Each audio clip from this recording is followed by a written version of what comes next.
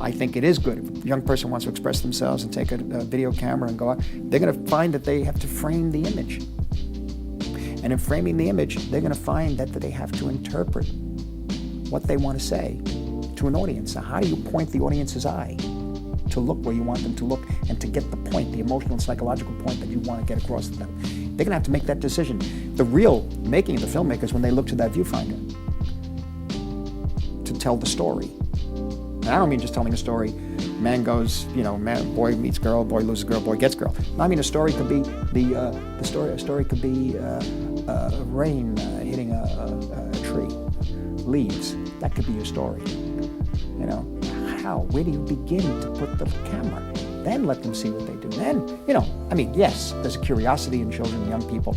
They may try one or two and then they realize it's not for me and they move on. But there might be those one or two that realize that if I put the camera under this leaf and I see this drop of rain coming at, I get it in such a way. And if I wait for a certain hour in which the sun is glistening, and then, who knows? May not be a filmmaker, may be a great painter. But you'll find that they will learn. They will learn as they do it.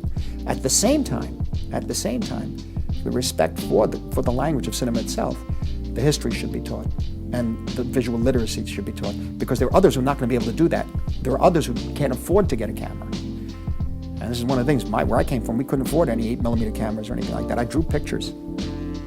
I imagined that they moved, but I drew them. I think you have to make room for film and curriculum. I don't think it's time, and this is a key thing.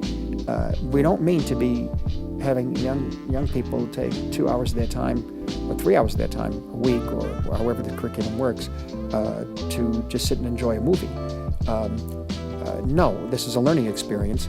That also doesn't mean that you take a notebook and you write down everything in the notes as you're watching the film, because you can't see the film. So what you're doing is training the eye and the heart of the student to look at a film in a different way by asking questions and pointing to different ideas, different concepts, suggestions. You're training them to think about a story that's told to you in visual terms in a different way, and to take it seriously. I don't say it's a great film. You can learn more from even a bad film.